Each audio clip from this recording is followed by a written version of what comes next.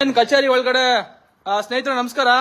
ನಾನಿವತ್ತು ಇಲ್ಲಿ ಏನು ಕ್ರೈಸು ನಿನ್ನೆ ಒಬ್ರು ಪುಣ್ಯ ನೋಡಿ ನೋಡಿ ಇವರು ನೋಡಿ ನೋಡಿ ಇವರು ನೋಡಿ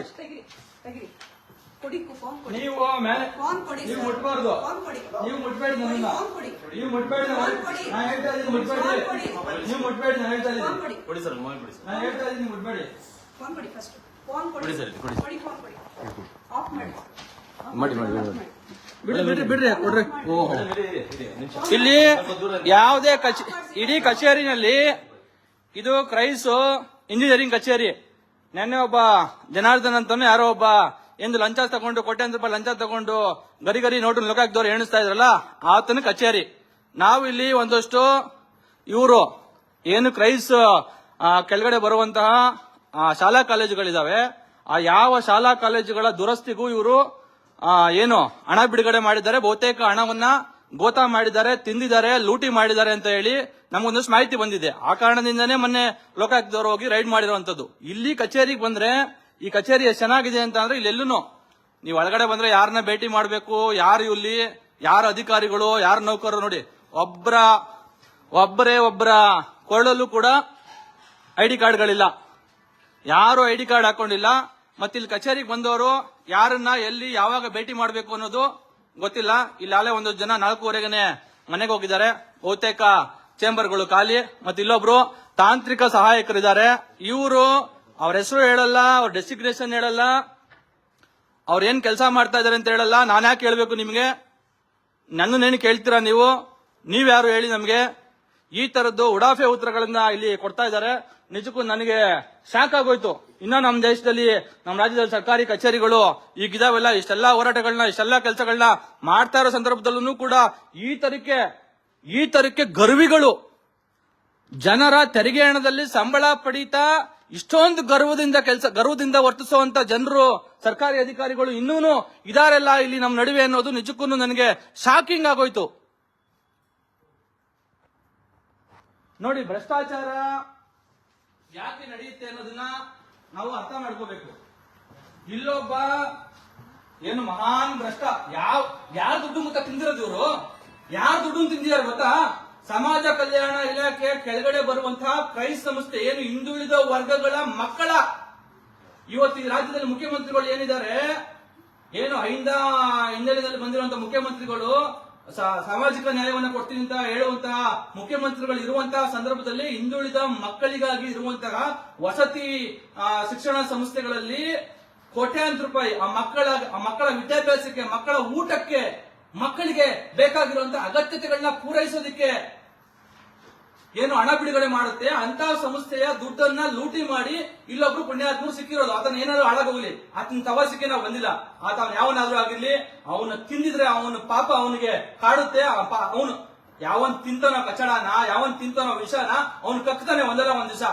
ಅದು ಕುತ್ತಿಗೆ ಬಂದಾಗ ಅದು ಅವನ ಹಣೆ ಬರ ಮಾಡ್ಕೋತಾನೆ. ಇವತ್ತಂತೂ ನಾವು ಯಾವ ಪಾಪಿಗಳಿಗೂ ನಾವು ಇವತ್ತು ನ್ಯಾಯ ಕೊಡಿಸ್ತಾ ಕಾದೇ ಇರುವಂತಹ ಸಂದರ್ಭದಲ್ಲಿ ಇವತ್ತು ವ್ಯವಸ್ಥೆ, ಈ ಸಮಾಜ, ಈ ಸರ್ಕಾರದ ವ್ಯವಸ್ಥೆ ಇದೆ.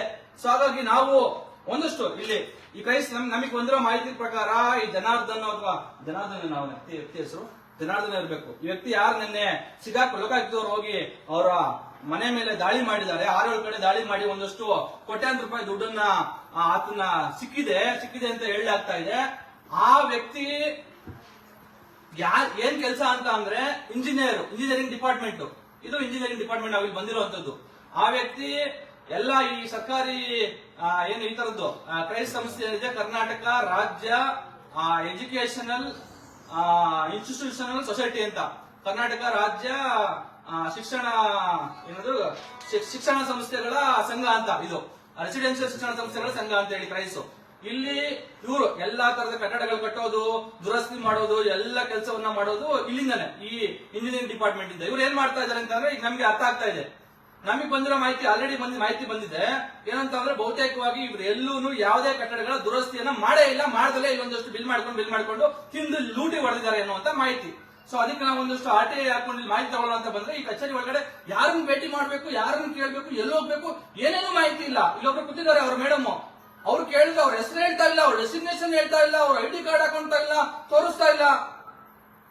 ನಾವು ಹೋಗ್ಲಿ ಹೆಣ್ಮಕ್ಳು ಆಫೀಸರ್ ಪಾಪ ನಾವೇನು ಇಲ್ಲಿ ಅವ್ರಿಗೆ ಇದ್ ಮಾಡೋದು ಬೇಡ ಅಂತ ಹೇಳಿ ನಾವು ಅವ್ರಿಗೆ ಒಂದ್ ರೀತಿಯಲ್ಲಿ ಸಾಕಷ್ಟು ವಿಚಾರ ಇದನ್ನ ತಾಳ್ಮೆಯಿಂದನೇ ಹೇಳ್ತಾ ಇದ್ವಿ. ಅವ್ರು ಕೇಳ್ತಾ ಇಲ್ಲ ನಮ್ಗೆ ನೀವ್ಯಾರು ಹೇಳಿ, ನಿಮ್ದೇನ್ ಹೇಳಿ, ನೀವೇನ್ ಬಂದಿರ ಹೇಳಿ, ನೀವ್ಯಾಕೆ ಬಂದಿರ ಹೇಳಿ ಅಂತ. ನಾವೇನಾದ್ರೂ ಇವ್ರ ಖಾಸಗಿ ಕಚೇರಿಗೆ ಬಂದಿದ್ದೀವಾ, ಇವ್ರ ಮನೆಗೆ ಬಂದಿದ್ದೀವಾ, ಅಥವಾ ಇದೇನು ಇವ್ರ ಅತ್ತೆ ಮನೆನಾ, ಇವ್ರ ಮಾವನ ಮನೆನಾ, ಇವ್ರ ಅಪ್ಪನ ಮನೆನಾ ಕೆಲಸ ಮಾಡೋರ್ದು? ನಮ್ದು ಇದು ಸರ್ಕಾರಿ ಕಚೇರಿ. ಇವತ್ತಿರೋ ಅಂತ ಏನೋ ವ್ಯವಸ್ಥೆನ ಬಳಸ್ಕೊಂಡು ಇವ್ರು ನಮ್ಮನ್ನ ಹತ್ತಿಕ್ಬೋದು, ನಮ್ಮನ್ನೇನೋ ಕಂಟ್ರೋಲ್ ಮಾಡ್ಬೋದು ಅಂತ ಹೇಳಿ ಇವ್ರು ಅನ್ಕೋಬಹುದು. ಆದ್ರೆ ಈ ಕಚೇರಿ ಯಾರ್ದು? ನಮ್ಮದು ಈ ಕಚೇರಿ. ನಾವು ಕೊಟ್ಟ ತೆರಿಗೆ ಹಣದಲ್ಲಿ ನಡೀತಾ ಇರೋದು, ಕ್ರೈಸ್ ಸಂಸ್ಥೆ ನಡೀತಾ ಇರೋದು ಯಾರಿಂದ? ಯಾರು ದುಡ್ಡು ಅದು? ಕ್ರೈಸ್ನ ಇಡಿ ತಂದಿರೋ ದುಡ್ಡ ಅದು, ಅಥವಾ ಕ್ರೈಸ್ನ ಪ್ರಿನ್ಸಿಪಲ್ ಸೆಕ್ರೆಟರಿಗಳು ತಂದಿರೋ ದುಡ್ಡ, ಅಥವಾ ಕ್ರೈಸ್ನ ಕ್ರೈಸ್ ನಡೀತಾ ಇರೋ ಸಮಾಜ ಕಲ್ಯಾಣಕ್ಕೆ ಇಲಾಖೆ ಸೇರಿರುವಂತ ಮಂತ್ರಿಗಳದ ದುಡ್ಡ ಇದು? ನಮ್ದು ಈ ದುಡ್ಡು. ನಮ್ ದುಡ್ಡು ಹೆಂಗ್ ಪೋಲಾಗ್ತಾ ಇದೆ, ಹೆಂಗ್ ಹೋಗ್ತಾ ಇದೆ, ತಿಂದು ಇವತ್ತು ಸಿಗಾಕೋತಾ ಇದಾರೆ ಕಳ್ಳರು, ಲೂಟಿಕೋರು, ಹೊಟ್ಟೆವರೆಲ್ಲ ಅವರು ನೋಡಿದ್ರೆ ಯಾರು ದುಡ್ಡು ಅದು? ಪಾಪ ಅಮಾಯಕರು, ದಲಿತರು, ಹಿಂದುಳಿದ ಮಕ್ಕಳುಗಳದ್ದು ದುಡ್ಡು. ಅವರಿಗೆ ಶಿಕ್ಷಣ ಕೊಡಿಸೋದಕ್ಕೆ, ಹಿಂದುಳಿದ ವರ್ಗದ ಜನರನ್ನ ಉದ್ಧಾರ ಮಾಡೋದಕ್ಕೆ ಅಂತ ಇರುವಂತಹ ಒಂದು ಸಂಸ್ಥೆ ಸಮಾಜ ಕಲ್ಯಾಣ ಇಲಾಖೆ ಸಂಸ್ಥೆ, ಕ್ರೈಸ್ಟ್ ಸಂಸ್ಥೆ. ಅದರಲ್ಲೂ ತಿಂತೀರಾ, ಲೂಟಿ ಮಾಡ್ತೀರಾ ಅಂತಂದ್ರೆ ನಾಚಿಕೆ ಆಗಲ್ವಾ, ಅಸಹ್ಯ ಆಗಲ್ವಾ? ಆ ತರದ ಒಂದು ಪಾಪ ಪ್ರಜ್ಞೆ ಇಲ್ಲ ಇಲ್ಲಿ ಕಚೇರಿಯಲ್ಲಿ. ನಾವು ತಿಂದಿದೀವಿ, ತಿನ್ಬಾರ್ದು ತಿನ್ಬಿಟ್ಟಿದೀವಿ, ಇಲ್ಲಿ ನಾವು ಮಾಡಬಾರ್ದನ್ನ ಮಾಡ್ತಾ ಇದ್ದೀವಿ. ಹಾಗಾಗಿ ನಾವು ಒಂದಷ್ಟು ಪಾಪ ಪ್ರಜ್ಞೆ ಇಲ್ಲಾದ್ರೂ ಇರ್ಬೇಕು ಅನ್ನೋ ಪಾಪ ಪ್ರಜ್ಞೆ ಇಲ್ಲ ಇವ್ರಿಗೆ. ಏನಿದೆ ಹಿಂಗಾಗ್ಬಿಟ್ರೆ ಸರ್ಕಾರಿ ಕಚೇರಿಗಳು ಯಾರನ್ನ ಕೇಳೋದು, ಎಲ್ಲಿ ನ್ಯಾಯ ಪಡ್ಕೊಳ್ಳೋದು, ಜನ ಎಲ್ಲಿ ಹೋಗೋದು? ಮತ್ತೆ ಮೇಡಮ್ ಅವ್ರಿಗೆ ಒಂದಿಷ್ಟು ಕಾನೂನಿನ ಪಾಠ ಆಗ್ಬೇಕು ಅನ್ಕೋತೀನಿ. ಯಾಕೆಂದ್ರೆ ಇಲ್ಲಿ ಇದು ನಾವು ಕೇಳಿದ್ರೆ ಯಾರು ಒಬ್ರು ರೆಸ್ಪಾಂಡ್ ಮಾಡ್ತಾ ಇಲ್ಲ, ಅವ್ರು ಐಡಿ ಕಾರ್ಡ್ ಹಾಕಿಲ್ಲ, ಇಲ್ಲಿ ಯಾರು ಸಾರ್ವಜನಿಕರು, ಯಾರು ಬ್ರೋಕರ್ಗಳು ಅಂತ ಗೊತ್ತಾಗ್ತಿಲ್ಲ.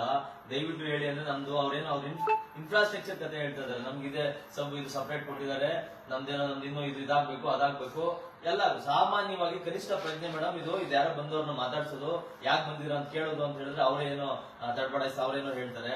ಅದಾದ್ಮೇಲೆ ವಿಡಿಯೋ ಮಾಡಂಗಿಲ್ಲ ಅಂತ ಹೇಳ್ತಾರೆ. ಆಕ್ಚುಲಿ ಸರ್ಕಾರ ಸುತ್ತೋಲೆಯಲ್ಲಿ ಸಿಸಿಟಿವಿಗಳನ್ನ ಹಾಕ್ಬೇಕು ಅಂತ, ಹಾಕಿಲ್ಲ, ಬೇಡ ಹೋಗ್ಲಿ. ಇದನ್ನ ವಿಡಿಯೋ ಮಾಡ್ಬೇಕು, ಇದೆ ಸಿಸಿಟಿವಿ ಇರ್ಬೇಕಾದ್ರೆ ನಾವು ವಿಡಿಯೋ ಮಾಡಿದ್ರೆ ಏನು? ಸರ್ಕಾರಿ ಕಚೇರಿಗಳಲ್ಲಿ ವಿಡಿಯೋ ಮಾಡ್ಬೋದು ಅನ್ನೋ ಕೋರ್ಟ್ ಆದೇಶ ಇದೆ.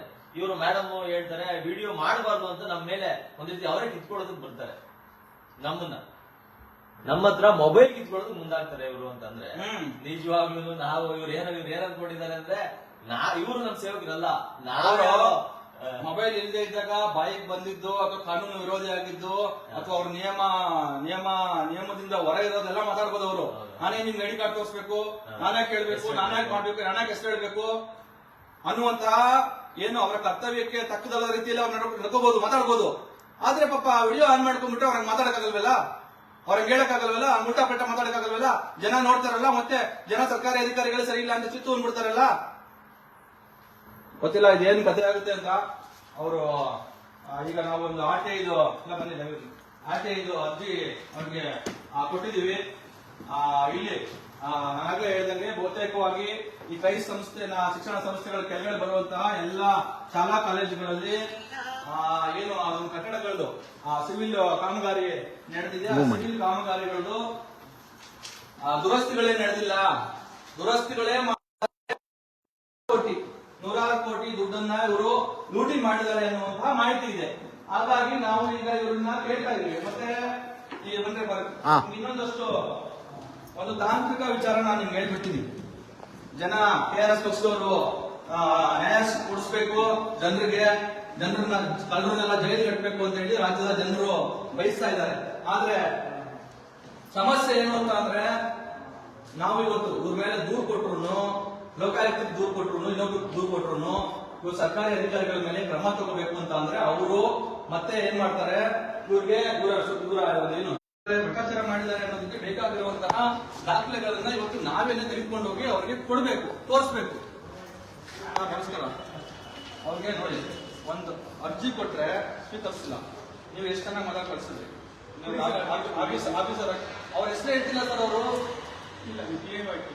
ಅಲ್ಲ, ಅವ್ರು ಕೊಟ್ಟಿದ್ದೀನಿ, ಕೊಟ್ಟು ಕಳಿಸ್ದೆ. ಆದ್ರೆ ಅವ್ರ ಹೆಸರು ಹೇಳ್ತಾ ಇಲ್ಲ. ರೆಡಿ ನೋಡಿ ಸರ್, ನಿಮ್ಗೆ ನಾನು ಏನ್ ಹೇಳಿ ಬಂದೆ, ನಿಮ್ ಸತ್ಕಾರ ತುಂಬಾ ಚೆನ್ನಾಗಿತ್ತು, ಧನ್ಯವಾದ.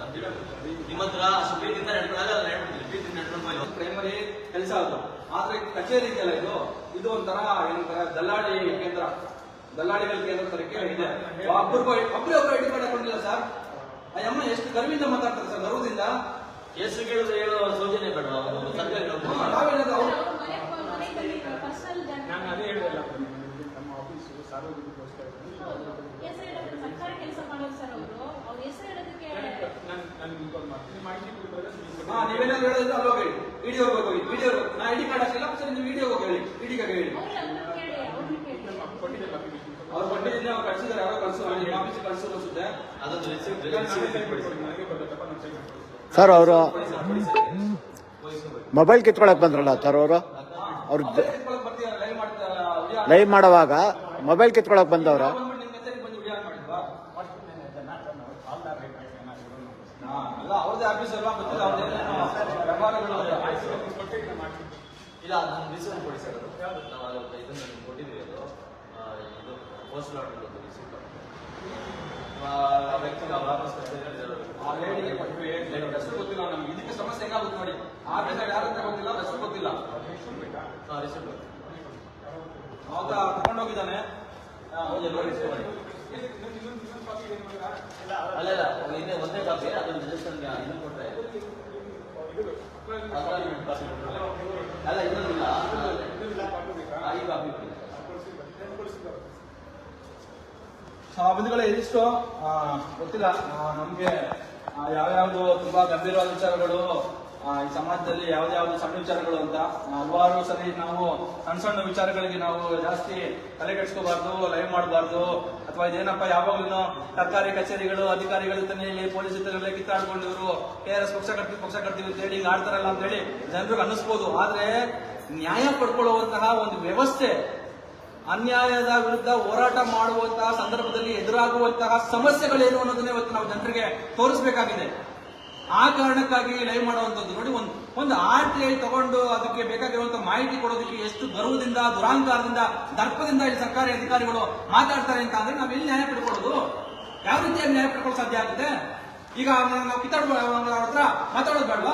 ಅವ್ರು ಹೇಳಿದ್ರೆ ನಾವು ಆಯ್ತು ನಮಸ್ಕಾರ, ಸರಿ ಆಯ್ತು, ಏನೋ ನಿಮ್ ಕಾಲ್ ಹಿಡ್ಕೋತೀವಿ, ಕೈ ಹಿಡ್ಕೋತೀವಿ, ನಾಳೆ ಆಯ್ತು ನಾನು ಕೊಟ್ಬಿಡಿ ಅಂತ ಹೇಳಿ ಅವ್ರ ಹತ್ರ ಗುಲಾಮಗಿರಿ ಪ್ರದರ್ಶನ ಮಾಡಿ ನಾವು ಬರೋಕ್ಕಾಗುತ್ತಾ?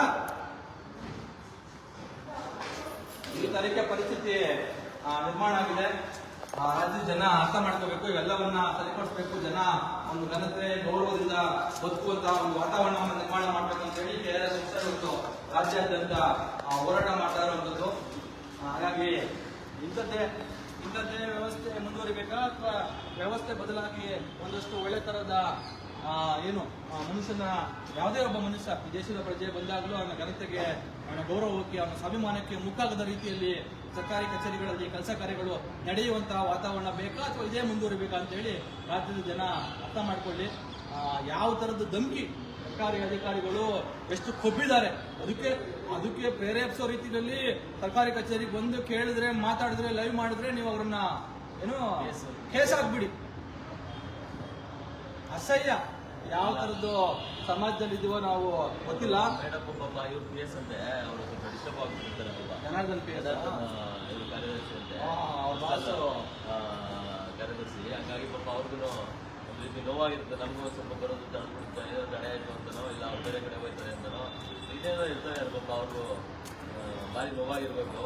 ಆ ಕಾರಣ ಪಾಪ ತುಂಬ ಡಿಸಪಾಯಿಂಟ್ ಆಗಿ ನಮ್ಮ ಮೇಲೆ ಆ ಒಂದು ಕೋಪನೋ ಇಲ್ಲ ಇನ್ನೊಂದನ್ನು ದರ್ಪನೋ ಮೂಲಕ ನಮ್ಮ ಮೇಲೆ ಪ್ರದರ್ಶನ ಮಾಡಿರ್ತಾರೆ ಅಂತ ಭಾವಿಸ್ತೀವಿ. ಈ ಕಚೇರಿನಲ್ಲಿ ಒಬ್ಬನೇ ಒಬ್ಬ ID ಕಾರ್ಡ್, ಒಬ್ಬನೇ ಒಬ್ಬ ಅಥವಾ ಒಬ್ಬನೇ ಒಬ್ಬ ಆಕೆ ಅಲ್ಲಿ ಸರ್ಕಾರಿ ಕಚೇರಿನಲ್ಲಿ ಸರ್ಕಾರಿ ಅಧಿಕಾರಿಯಿಂದ ಕಾಣಿಸ್ಕೊತಾ ಇಲ್ಲ. ಮತ್ತೆ ಕೇಳಿದ್ರೆ ಮಾತು ಆಡ್ತಾ ಇಲ್ಲ, ಯಾರು ಮಾತೇ ಆಡ್ತಾ ಇಲ್ಲ. ಕೇಳಿದ್ರೆ ಎಲ್ಗೋಗ್ಬೇಕು ಅಂತ ಅವ್ನ ಯಾರೋ ಫೋನ್ ಇಟ್ಕೊಂಡು ಹೋಗ್ತಾನೆ, ಇನ್ನೊಬ್ರು ಕೇಳಿದ್ರೆ ತಲೆ ಬಗ್ಸ್ಕೊತಾರೆ. ಎಲ್ಲಿಗೆ ಬಂದಿದೀವಿ ಅನ್ನೋ ತರದ್ದು ಒಂದು ರೀತಿ ದ್ವಂದ್ವ, ಜಿಜ್ಞಾಸೆ ಸೃಷ್ಟಿ ಆಗ್ಬಿಡುತ್ತೆ. ಇನ್ನೊಂದೇನು ಗೊತ್ತಾ, ಈ ಸಾಮಾನ್ಯ ಈ ಬ್ರೋಕರ್ಗಳೆಲ್ಲ ಸ್ವಲ್ಪ ಕಮೆಂಟ್ ಮಾಡ್ತಾರಲ್ಲ, ನಿಮ್ದು ಹಂಗೆ ಹಿಂಗೆ ಅಂತ ಅಂದ್ಬಿಟ್ಟು ಅವ್ರು ಬಂದಾಗ ಅವ್ರಿಗೆ ಚೆನ್ನಾಗಿ ಕೂರಿಸಿ ಬರ್ಸಿ ಮಾತಾಡ್ಬೋದು, ಅವ್ರ ಒಳ್ಳೆ ಬಾಂಧವ್ಯ ಇದಾಗ್ಬೋದು. ಆದ್ರೆ ಸಾರ್ವಜನಿಕರು ಬಂದು ಮಾತಾಡ್ಸಿದ್ರೆ ಇವರ ಕರ್ಮ ಅಂತ ಏನ್ ಹೇಳ್ತೀರಿ, ಇವರ ಇದು ಗೊತ್ತಾಗುತ್ತೆ ನಿಮ್ಗೆ. ದರ್ಪ, ದೌರ್ಜನ್ಯ ಹೆಂಗಪ್ಪ ಅಂತ ಯಾರು ಸಾಮಾನ್ಯ ಜನರು ಗೊತ್ತಿದೆ. ಇವತ್ತು ಯಾವ್ದೇ ಸರ್ಕಾರಿ ಕಚೇರಿಗೆ ಹೋದ್ರೆ ಅಲ್ಲಿ ಕುತ್ಕೊಳ್ಳೋ, ಎದೇಳೋ, ಇವಾಗ ಇಲ್ಲ ಕಣ, ನಾಳೆ ಬರೋಗ, ನಾಳೆ ಬರೋಗೋ, ಏನಪ್ಪಾ ಈ ತರದ್ದು ಸಾಮಾನ್ಯ ಅನ್ನೋದು ಸಾಮಾನ್ಯ ಜನರು ಗೊತ್ತಿದೆ. ಆದ್ರೆ ಇಲ್ಲಿ ಯಾರೋ ಚೇಲಗಳು, ಬ್ರೋಕರ್ಗಳು ಯಾರು ಕಮೆಂಟ್ ಮಾಡ್ತಾರಲ್ಲ, ಅವ್ರನ್ನ ಬೇಕಾದ್ರೆ ಇವರೆಲ್ಲ ಕರೆದು ಬನ್ನಿ ಸರ್ ಕೂತ್ಕೊಳ್ಳಿ ಸರ್, ಏನ್ ಸರ್ ಏನಾಗ್ಬಿಟ್ಟಿದೆ ಸರ್ ಅಂತ ಈ ರೀತಿ ಮಾತಾಡ್ಬೇಕಾಗಿತ್ತು. ಇನ್ನೊಂದು ಕಮೆಂಟ್ ಮಾಡ್ಬೋದು. ಅದು ನಿಜವಾಗ್ಲೂ ನಮ್ಮಂತ ಈ ತರದೊಂದು ಸಮಾಜವನ್ನು ಸರಿ ಮಾಡಬೇಕು ಅಂತ ಹೊರಟಿರುವಂತ ಒಂದು ಜವಾಬ್ದಾರಿಯುತ ಪ್ರಾದೇಶಿಕ ಪಕ್ಷವಾಗಿ ನಾವೆಲ್ಲ ಹೋರಾಟಗಾರರಾಗಿ ಇದೆಲ್ಲ ಮಾಡ್ತಿರೋದು. ಇವ್ರಿಗೆಲ್ಲ ಒಂದು ರೀತಿ ಮೈಯೆಲ್ಲ ಅವ್ರಿಗೆ ಉರಿ ಅಥವಾ ಬೇರೆ ಬೇರೆ ತರದ ಕಾಯಿಲೆಗಳು ಇದಾಗ್ತಾರೆ ಅನ್ಸುತ್ತೆ. ಆ ಕಾರಣಕ್ಕೆ ಈಗ ಸರಿ ಇದಿಷ್ಟು ಈಗ ಅವ್ರು ಪಾಪ ನಮಗೆ ಅವಾಗಲೇ ಅಲ್ಲಿ ಹೋದಾಗ ಮೇಲ್ಗಡೆ ಹೋದಾಗ ಅವ್ರು ಇಡಿ ಆಫೀಸಲ್ಲಿ ಎಕ್ಸಿಕ್ಯೂಟಿವ್ ಡೈರೆಕ್ಟರ್ ಯಾರಿದ್ದಾರೆ ಕಾಂತರಾಜ್ ಅಂತ IAS ಆಫೀಸರ್ ಅವ್ರ ಕೆಳಗಡೆ ಕೆಲಸ ಮಾಡುವಂತ ಪ್ರವೀಣ್ ಪಾಪ ನಮಗೆ ಮಾತಾಡಿಸಿ ಚೆನ್ನಾಗಿ ಟೀ ಕುಡಿಸಿ ಎಲ್ಲಾನು ಕಳಿಸಿದ್ರು ಇಲ್ಲಿ ಇವ್ರಿಗೆ ಅರ್ಜಿ ಕೊಟ್ಟೋಗೋಣ ನಾವು ಇವ್ರಿಗೆ ನಿಜವಾದ ಮಾಹಿತಿ ಬೇಗ ಕೊಡಿ ಅಂತ ಕೇಳ್ಕೊಳ್ಳೋಣ ಅಂತ ಹೇಳಿ ಅರ್ಜಿ ಕೊಡೋದಕ್ಕೆ ಬಂದ್ರೆ ಪಾಪ ಇವರು ಇಷ್ಟೆಲ್ಲ ಅವಾಂತರಗಳನ್ನ ಮಾಡಿದ್ರು. ಏನ್ ಮಾಡಕ್ಕಾಗಲ್ಲ, ನಾವು ಸಣ್ಣದು ದೊಡ್ಡದು ಅಂತ ನೋಡ್ಕೊಳಕ್ಕಾಗಲ್ಲ. ನಾವು ನಮ್ಗೆ ಎಲ್ಲೆಲ್ಲಿ ಅನ್ಯಾಯ ಅಥವಾ ಎಲ್ಲೆಲ್ಲಿ ದೌರ್ಜನ್ಯ ಅಥವಾ ಎಲ್ಲೆಲ್ಲಿ ಅವಮಾನ ಆಗುತ್ತೋ ಅದನ್ನ ಖಂಡಿಸಿ ನಾವು ನಮ್ಮ ಹೋರಾಟವನ್ನ ಮುಂದುವರ್ತಕ್ಕಂಥ ಕೆಲಸವನ್ನ ನಾವು ಮಾಡೇ ಮಾಡ್ತೀವಿ. ಅದು ಯಾವುದೇ ಬೆದರಿಕೆ ಅಥವಾ ಇನ್ಯಾವುದೇ ಆದೇಶ ಕೂಡಲೇ ಯಾವುದಕ್ಕೂ ಎದುರುಕೊಳ್ದಂಗೆ ನಾವು ಮಾಡ್ತೀವಿ ಅಂತ ಹೇಳಿ ಸಂದರ್ಭದಲ್ಲಿ ಹೇಳ್ತಾ ಇವತ್ತಿನ ಎಲ್ಲರಿಗೂ ನಾನು ಮುಕ್ತಾಯ ಮಾಡ್ತಾ ಇದ್ವಿ. ಎಲ್ಲರೂ ಒಳ್ಳೆಯದಾಗಲಿ. ದಯವಿಟ್ಟು KRS ಪಕ್ಷವನ್ನ ಮತ್ತೆ ನಮ್ಮ ಹೋರಾಟಗಳನ್ನ ಬೆಂಬಲಿಸಿ. Thank you.